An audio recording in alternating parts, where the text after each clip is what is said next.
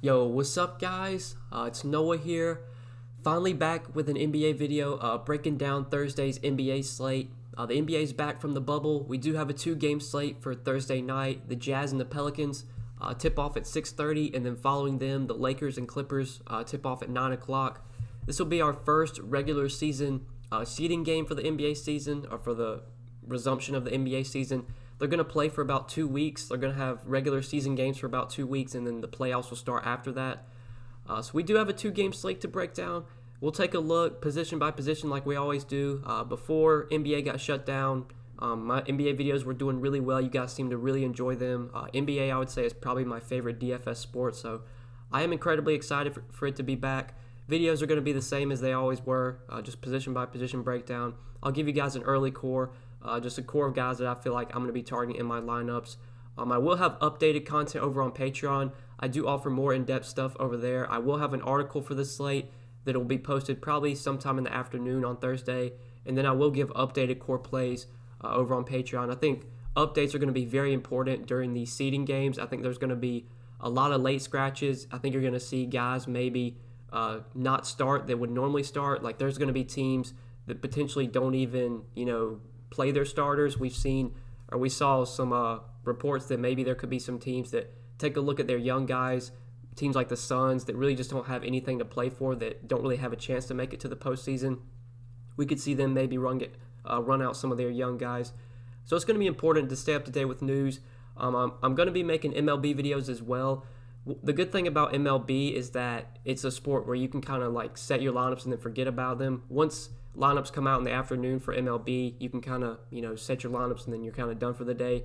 Whereas NBA, you've got to be at your computer. You got to be ready to make changes because the whole slate could change in just the matter of seconds if a guy gets ruled out. Whereas NBA or MLB, usually you don't have late scratches like that. So I do plan on making videos for both sports. At least for now, I'm going to try and get videos up every single day for both sports. My NBA video, for this one for Thursday night, I'm going to go ahead and get it up a little early. I'm recording this on Wednesday afternoon, so let's go ahead and take a look at this two-game slate. We'll start off at point guard, where we do have LeBron James as our most expensive point guard. He's the most expensive player overall in the slate at $10,700. Looking at Yahoo's pricing, LeBron and Anthony Davis are both the same price. They're both $51 over on Yahoo, so I think looking at LeBron as a whole, obviously he's a good play here on a two-game slate. I don't think me coming out here and saying LeBron's a good play, I'm not really doing any justice. You guys know that LeBron's in play on a two-gamer. I don't think he's a guy you have to have, though. There are other studs to pay up for on this slate. Anthony Davis, although he's listed as questionable on Draftkings, he does plan to play Thursday. Now, if AD were to wind up sitting this game out, then obviously that would make me have a lot more interest in LeBron. But for right now, it seems that Anthony Davis is going to play. You got him for $700 less than LeBron. You got Kawhi for $9,200. This mid-range is pretty loaded with a lot of the guys from the Pelicans. You got like Paul George at $7,200, Gobert, Donovan Mitchell, $7K, $71. So I don't know if LeBron's going to be like a core play for me on this two-gamer. I think there's other ways I'd rather spend my salary. I think the point guard position also gives you a lot of good options in the mid-range that we're about to talk about, especially like on Yahoo. You look at the point guard position over there, you really only have 3 playable options. There's nobody down here that's cheap that I want to go to. If Patrick Beverley were to be out, we don't know his status yet as of Wednesday afternoon. If he were to sit, we already know Lou Williams is going to be out. Then maybe someone like Reggie Jackson could become playable. But for right now, really the only guys you have on Yahoo you can play at point guard is either LeBron, Lonzo, or Mike Conley. So obviously you're going to kind of have to get exposure to LeBron because he's like one of the only 3 guys you can play. We'll talk about Conley, though. I like Conley a lot at only $19 on Yahoo. But overall, I don't think LeBron's going to be a guy I jam into my lineups on this two-game slate. I like the mid-range here. Really like Donovan Mitchell at only $7K. I think he stands out as probably one of the more stronger options on this two-game slate. He's pretty affordable over on Yahoo as well. He's at shooting guard over there, and he's $31. So we need to take a look at his usage this season. Mitchell, a guy that's been pretty average this season. At least compared to last season in terms of his fantasy production, has had a little bit of a down season compared to last season, but this is still a guy with over a 30% usage rate. I'll pull up the numbers just real quick so you guys can see. Even with Mike Conley on this team now, it really hasn't hurt Mitchell's production much. We do know that Bojan Bogdanovic is going to be out. He's not going to be able to play. He's out for the rest of the season. So that is a little bit of a boost for Mitchell. That just takes one guy off the floor that could potentially take shots away from someone like Donovan Mitchell. Also, Emmanuel Mudiay is questionable, so that'll be something we need to watch. I don't know if that would really have much of an impact on Mitchell, but maybe if you have one less guy out there to take away a few minutes, maybe instead of Mitchell playing 34, 36 minutes, maybe you see him get like 37, 38. Not really sure how they're going to handle that if Mudiay were to sit. Probably the biggest beneficiary there would be Jordan Clarkson. But just taking a look this season, when you take Bojan Bogdanovic off the floor, Donovan Mitchell does have a 32.4% usage rate, 21% assist percentage, averages 1.14 fantasy points per minute. So very solid numbers from Donovan Mitchell. If you look at the differential, he does get a little bit of a boost, a 1% bump in his usage, 0.07 fantasy points per minute more he averages. And obviously this is a really good spot against the Pelicans. This is a team we like to target against. They play at a very fast pace. Before the season got shut down, the Pelicans were playing at the second fastest pace in the league, just right behind the Bucks. Really like Donovan Mitchell here at 7K. I think 40, 45 DraftKings points is easily on the table for him, and that's pretty good at only 7K, getting that 6X value, something you kind of look for. So really like Donovan Mitchell at point guard. I think Mike Conley as well looks pretty solid for 6,200.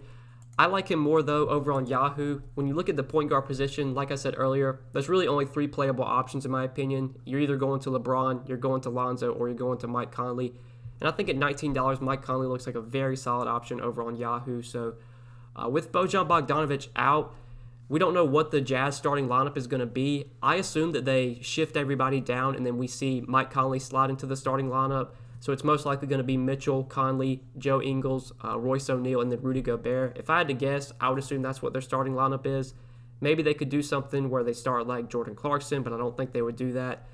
I'm assuming Conley starts, which just makes me feel even more confident that he gets 30-plus minutes. Before the season did get shut down, he was playing over 30 minutes a night. I mean, the 3 games before the season got shut down, 30-plus minutes.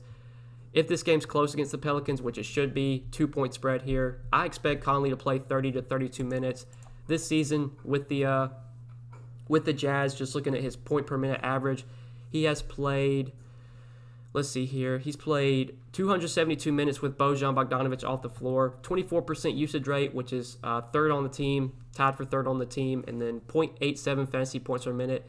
Not the most eye-popping stats, but still a guy that most nights it's probably going to give you about a fantasy point per minute, especially in a matchup like this one, as good as it is against the Pelicans. Big time pace up spot here for the Jazz. The Jazz were one of the slowest paced teams in the league.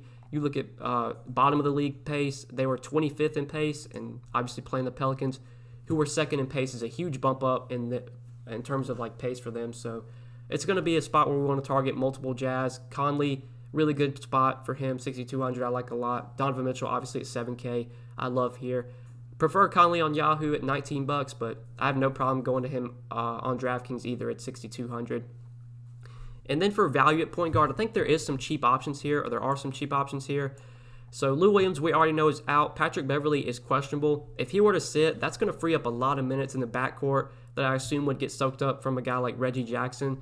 Jackson really hasn't done much since he got traded to the Clippers, just getting about 20 minutes a night, but obviously no Lou Will and potentially no Beverly would open up a lot of minutes, so I could see it going to Reggie Jackson.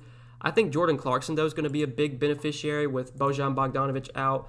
Like I said, they can shift their lineup down. They can play some small ball here against the Pelicans, so we might see a lot of 3-guard lineups where they have Clarkson, Conley, and Mitchell on the floor at the same times, like all on the floor at the same time. Like they could definitely do that.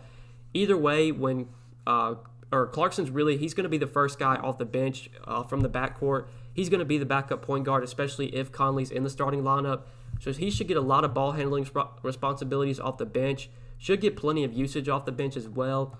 With Bogdanovic off the floor this season, Jordan Clarkson has a 27% usage rate, which is the second highest on the team, only behind Donovan Mitchell, averaging close to a fantasy point per minute. I assume he probably gets about mid-20s in minutes, potentially more, especially if like Mudiay were to be out. That would just free up even more minutes in the backcourt. Only 4,200. Really like Jordan Clarkson here as a value, especially in this pace-up spot against the Pelicans. I think he does stand out a lot on DraftKings. And even on Yahoo, he's $15 a shooting guard. I probably want to pay up for one of these top 3 guys. I think the shooting guard position has a lot of good options at the top. But Clarkson's definitely in play as a value for 15. Prefer him more, though, on DK where he has point guard and shooting guard eligibility. There's just more roster flexibility on DraftKings, so it's kind of what I'm looking at for point guard. I guess one more guy that we could mention, Alex Caruso, I think is going to be in line for more minutes. We already know that both Rajon Rondo and Avery Bradley are not going to be playing for the Lakers. Both of them are going to be out for the rest of the season, I believe. I know Bradley opted out of playing. I believe Rondo's hurt, and I don't think he's going to be able to return for at least like a couple weeks. Might even be longer than that. I know it was like a finger injury. Yeah, he went under successful thumb surgery. Going to be out 6 to 8 weeks, so I assume a lot of the minutes that you saw Bradley and Rondo playing, those minutes are probably going to go to a guy like Alex Caruso. The Lakers do have some extra guys, though, in the backcourt now. They have J.R. Smith. They have Dion Waiters, who could soak up some minutes, but I still think that Caruso is probably going to be the first guard off the bench, going to get a lot of backup point guard duties. At 3,700, he is definitely in play as a value option on a short 2-game slate where we don't really have many options to begin with. But yeah, let's go ahead and take a look at shooting guard now. So I didn't really touch on Drew Holiday back at point guard. I just don't think I'm going to get to Drew Holiday at 8,600. That's a really expensive price tag. I'd rather save salary and play a guy like Donovan Mitchell, even play his teammate Lonzo Ball, who's $1,200 less. Drew obviously has a ton of upside. This is a guy that can go out there and get 55, 60 fantasy points. But I said this a lot when Zion was healthy. This team's going to be much harder to predict when they're fully healthy. When you have Zion, Ingram, Ball, Holiday all out there on the floor, it's going to be hard to predict when one of those four guys has like a big outing. If I'm going to play one of those four, I usually want to try and play the guy that I think is either in the best matchup or the most reasonable price tag. And that's right now for me, that's Lonzo and that's Zion. Zion 7,500, Lonzo 7,400, whereas Ingram and Holiday are both over 8K. So I don't think I really get to Drew on this slate. There's some guys like Mitchell who we talked about. Even Joe Ingles, I think, picks up some more minutes with Bojan Bogdanovic out. Now with Conley, Mitchell both healthy. I mean, Ingles isn't going to get a ton of usage. We saw him get more usage coming off the bench and in the starting lineup whenever Conley was out. But now that Conley's healthy, not as much usage for a guy like Joe Ingles. I still think he's in play at 5,700. I just don't know if he's going to be like a core play for me. Honestly, I think I'd rather save $1,300 and play a guy like Jordan Clarkson, or save $1,500 and play a guy like Jordan Clarkson. With no Avery Bradley, I assume KCP gets the start. KCP just not a guy that I really want to play. Really low usage player. Doesn't get much statistics when it comes to fantasy. Like just doesn't do much. Kind of just stands in the corner and plays defense. I'd rather roster someone like Caruso who at least has a little bit of upside rather than go to someone like KCP. But when it comes to the Lakers, I try and stick to AD and LeBron. I don't really try and play anyone else. I guess now that they do have some injuries in the backcourt, though, that at least gives us some value from the Lakers today. But I think that's it for shooting guard. I think we touched on everything here. So let's go ahead and move on to small forward. Talked about LeBron earlier. Obviously, he's a very solid play on a 2-game slate. I just don't know if he's going to be like in my core in terms of like a large majority of my lineups. I think there's other ways I'd rather spend my salary. Kawhi Leonard, you have at 9,200. Another guy that I just don't think is going to be in my core. I think I'd rather save and play someone like Paul George, play his teammate who's $2,000 less. You even have Anthony Davis for just $800 more, who I feel like I'd rather go to as well. Nothing against Kawhi. I just don't know if this is a slate where I feel like I have to jam him in. It's not the best spot against the Lakers. We know Kawhi can go out there and dominate no matter what the matchup is, but this is one of the worst possible matchups you can get. The Lakers are one of the best defensive teams in the league. They play at a pretty slow pace as well. If you look at pace, I think they were about middle of the pack. They've been picking the pace up though towards the end of March. They started really picking up the pace. We saw at the beginning of the season the Lakers were towards the bottom of the league in pace. They've picked it up. They're about middle of the pack now. But you look at defensive rating. I mean, this is one of the best defensive teams in the league. In terms of defensive rating, they have the third best defensive rating in the league, only behind the Bucks and the Raptors. I don't think it's a spot where I really want to load up on Clippers. If I'm going to play one, it's definitely going to be Paul George. He's my preferred guy to go to. I like him quite a bit here at 7,200. I like him a lot on both sides. We look over on Yahoo. He's at shooting guard, just $31 over there, same price as Donovan Mitchell. Really like Paul George here against the Lakers. Like I said, it's a tough matchup, but no Lou Williams is actually pretty big for Paul George. We'll take a look at his usage this season with Lou Williams off the floor. I think we're going to see pretty much the Clippers stagger Paul George and Kawhi Leonard's minutes, which means you're going to have one of those two guys on the floor at all times. Anytime you can get Paul George on the floor without Kawhi, that is huge for his fantasy upside, because obviously Kawhi Leonard is a ball-dominant guy. He is a high-usage player. Getting him off the floor is going to allow someone like Paul George to soak up more usage.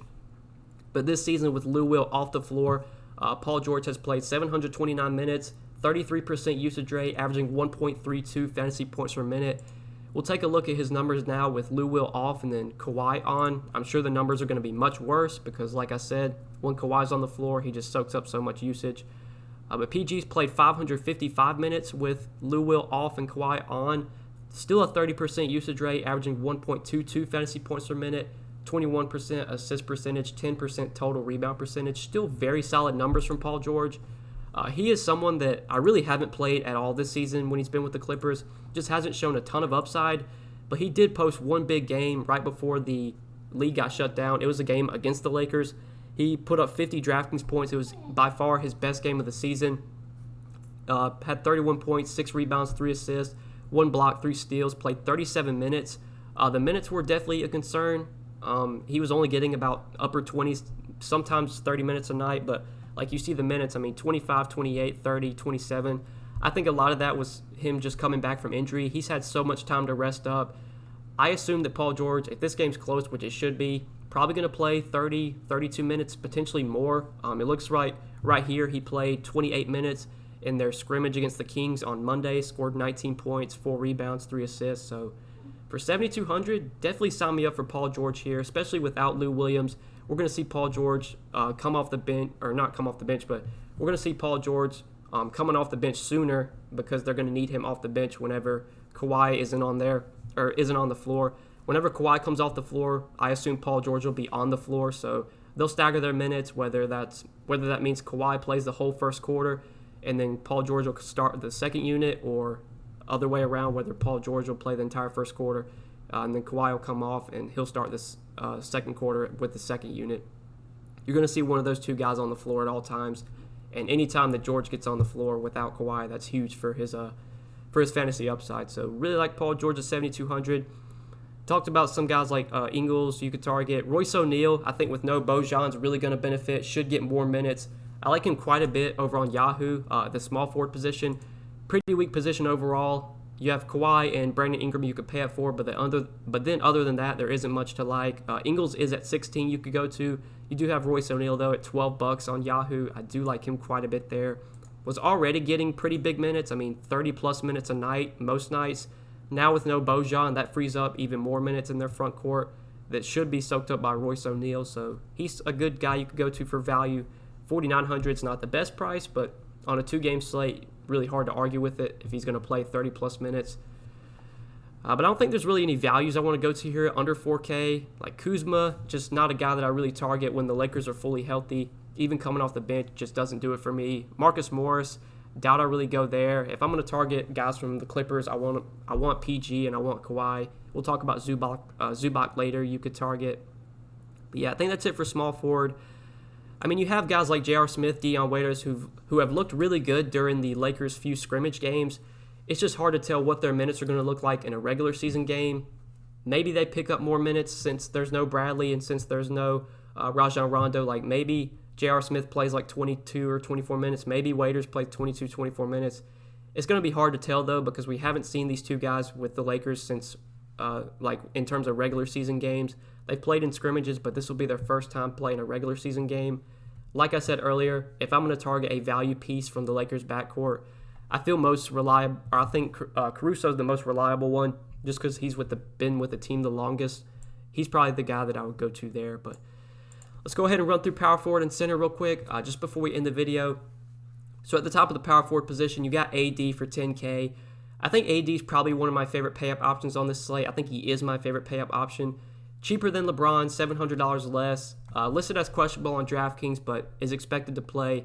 I like him a lot on DK if you can fit him in. I think on Yahoo, that's where I really want to go to AD, just because the power forward position is very weak. There's really only like 3 or 4 playable guys. You have AD, you have Zion. You could play Marcus Morris at 13. You could play Kyle Kuzma at 12, but I don't know if I really want to go to those guys. And then I doubt there's anyone at $10 I want to play. Like maybe JaMychal Green picks up a few more minutes with no Montrezl Harrell, but I don't know if I want to go there. I have a feeling I'm going to be paying up at power forward a lot on Yahoo just because of how weak the position is. So AD is automatically going to make it into a lot of my Yahoo lineups. I mean, hard to argue against AD. Literally just a fantasy monster. Playing alongside LeBron hasn't really mattered. He's still a guy that's just going to go out there and dominate. High usage player.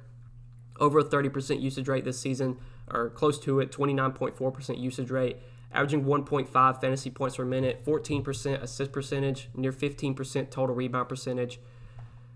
It's a 2-game slate. Hard to argue against Anthony Davis. It's not the best spot against the Clippers, but we can't really get picky on a 2-game slate. We got to roster some guys, or we got to roster somebody. Can't, fade everyone. So really like AD here, even in a tough spot against the Clippers. I think at 10K. Between like LeBron at 10.7, AD at 10K, or Kawhi at 9.2, I think AD is the guy that I like most there at 10K. Like I said, I'm recording this video on a Wednesday afternoon. AD is still questionable, but all signs point to him playing this game and having no restrictions. If something were to change, though, I'll provide updates over on Patreon. I do have updated content over there. But then other power forwards that we could go to, you do have Zion at 7,500, who's definitely in play, and I like quite a bit at his DraftKings salary. Like I said earlier, the Pelicans are going to be hard to predict when they're fully healthy. If I'm going to play guys from the Pelicans, I'm going to go, price shopping, try and find the guys that I think are the best prices. And that's the case with Zion here at only 7,500. Really like that DraftKings price. Been dominant in terms of fantasy production, even with the Pelicans fully healthy. Like, this is still a guy that demands the ball, a very high usage player. We'll take a look at his numbers this season with the Pelicans, his usage rate as well. He's played 564 minutes this season, 28.9% usage rate, which leads the team, 1.22 fantasy points per minute, 11% assist percentage, 11% or 11.7% total rebound percentage. He's just an elite player. I mean, probably the rookie of the year if I had to guess, even though he's been hurt most of the season. If they're still doing those awards, I assume Zion wins rookie of the year. Back up to playing 32, 34 minutes as well. Like we saw at the beginning when Zion first debuted, they were only giving him about mid to low 20s in minutes. Well, that really isn't the case anymore. Before the season got shut down, like he didn't have any restrictions. He was playing like 33, 35 minutes a night, getting 40 plus DraftKings points most nights. Didn't show a ton of upside. Like you look at the game log, last 10 games, only one game over 42 DraftKings points. At 7,500, I'd say I'm probably looking for about 45 plus DK points. I think Zion can get there, though, just with the upside he has. I mean, he contributes in all categories. He scores, he rebounds, he gets assists, he gets defensive stats, too. Really just an all-around player, can contribute in all categories. So I think Zion at 7,500 looks very appealing on DraftKings. I like him a ton there. I think if you want to go to him on Yahoo at 37, that's fine. If I can, though, I'd probably try and find the $14 to get up to AD if you can, but that's probably it for power forward. I mean, I touched on everyone else here. Touched on Royce O'Neal, who we talked about. Don't really want to go to Morris or Kuzma. There's really no punt options I see at power forward worth playing unless we get some crazy news and some starting lineup changes. But for now, I think that's it for this position. So let's go ahead and hit on center real quick just before we end the video. So at center, Rudy Gobert, I think he stands out as a clear option at the center position. He's only 7,100 on DraftKings, which I think is a very nice price tag, especially for this big-time pace-up spot against the Pelicans. Gobert, just a guy that goes out there and gets points, gets rebounds, just can put up a double-double pretty much every game. Very, very high floor, someone that usually gives you 30 to 35 DraftKings points at the least. This is a spot, though, where we could see him go out there and put up like a 20-20 game. Pace-up spot, there's going to be a lot of shot attempts in this game, or at least I predict there will be. Right now, between these two games, I think this one does have the higher total. Yeah, this one has the higher total, 220.5. The Lakers-Clippers game is at 218.5. I just really like Gobert at a weak center position. If you're not playing AD at center, you're either playing Gobert or you're probably going cheap with someone like Zubac. I don't think you want to play Derek Favors here. Like, the minutes are just so inconsistent. Some nights he was getting like 30, 32 minutes. Some nights they were limiting him to like 24, 26. The upside is just not really there for Derek Favors when he's not getting the minutes. And he's not that cheap either. I mean, he's 5,800. It's not like you're getting him at like 4,500 like we were earlier in the season. Hard to not like Gobert here, especially at a center position that's really, really weak. You just don't have a lot of options. On Yahoo, Gobert is clearly the top center play if you can get to him. But since we did pay up for AD, pay up for PG, paid up for Mitchell, I don't know if we want to include Gobert in the core, because then that's just not going to leave you a lot of salary to work with. So I do want to talk about a cheap option I like at center. Ivica Zubac, $4,500 on DraftKings, only $11 on Yahoo. I think it looks like a really good value, especially on Yahoo where he's close to minimum salary. We already know that Montrezl Harrell is out. He's not going to be able to play this game, which is pretty big for Ivica Zubac. Zubac's never a guy that goes out there and plays like 30, 32 minutes. Like, that's just not what they're going to use him for. Most nights, even when Harrell was healthy, you were getting about 15 to 20 minutes, 20 minutes usually at the most from Zubac. Harrell, though, was playing, like, before the season shut down. I know his minutes were kind of up in the air. Some nights he would play like 20, 22. Then, when he played the Lakers March 8th, we saw him get 33 minutes, then just 20 minutes against the Warriors. Still, this is a guy that was playing 20 minutes at the least. So I think we're going to see Zubac soak up a few of those minutes. The Clippers do have Joakim Noah now. I don't expect Joakim Noah to start here. I think Zubac is still going to be the starting center and going to be the guy that plays the large majority of the center minutes. If I had to guess, if I had just to project Zubac for minutes, I say he probably gets like 22 minutes. You see Joakim Noah maybe play 18 minutes at center, and then those other 8 minutes will probably be played either by like JaMychal Green. They might go small and play JaMychal Green at center. Hell, they might even play Kawhi at center. We don't really know, but if we can get 22 to 24 minutes out of Zubac, I like that a lot. Zubac's a guy that is a pretty productive fantasy player when he's on the floor. He can get rebounds, he can score, he can get you a double-double even in 20 to 22 minutes. I do want to take a look at his numbers this season, like his fantasy point per minute average. I'm pretty sure he's over a fantasy point per minute player. Yeah, averaging 1.15 fantasy points per minute this season, 20% total rebound percentage. So a guy that can rebound, like I said, he can get you that double-double. He's very cheap, much cheaper on Yahoo. Like, DraftKings actually kind of priced him up to $4,500. I still like him, though, at $4,500. I think there's upside for him to get 25, 30 DraftKings points here. The Lakers are a team that play big, especially because AD is expected to play. You're going to have AD on the floor. You're going to have one of AD, Dwight Howard, or JaVale McGee on the floor at all times. So they're going to need a big out there to defend those guys. I think we get 24 minutes from Zubac here, and at $4,500, $11 on Yahoo, over a fantasy point per minute player. Sign me up for some Ivica Zubac as a value option. But yeah, guys, I think that's it for center. Joakim Noah's $3,100. If he were to somehow start over Zubac, I don't think that would happen. But if he were to, he would obviously be a really good value play. But yeah, I think we covered everything for this 2-game slate. I know I talked pretty long. This video is going to be pretty long for a 2-gamer, but I wanted to give you guys as much information as possible. I love talking about basketball, breaking this stuff down with you guys, giving you guys the best content that I can. If you did enjoy this video, make sure to hit that like button. As always, I do greatly appreciate it. Hit the subscribe button as well. Click that notification bell so that way you do get notified every time I upload. If you have not yet, you can also follow me on Twitter. That is linked down below in the description at DFS by Noah. And if you want to check out some of my Patreon exclusive content, I will have an article posted up for this slate, full breakdown highlighting all my favorite plays. I'll also give some updated core plays, and I'll be talking through the slate in our Discord chat, giving you guys all my favorite plays, just talking through everything, talking through the injuries, late breaking news. I'll be in Discord throughout the day to answer any questions you may have. Also talking through some baseball as well. Going to have a ton of content coming out for you guys. It's going to be a pretty busy week for me. Pretty busy rest of season if I had to guess, just with NBA and NFL going on, or NBA and MLB going on at the same time. But I love doing this stuff, man. It's a blessing that I'm able to do this for a living, especially at my age, 21 years old. You guys have made that possible with all your support on the YouTube. For those of you that support me on Patreon, man, it really is a blessing. I can't thank you guys enough. So hope you enjoyed the video. I really appreciate you watching, guys. We'll see you in the next one. Peace.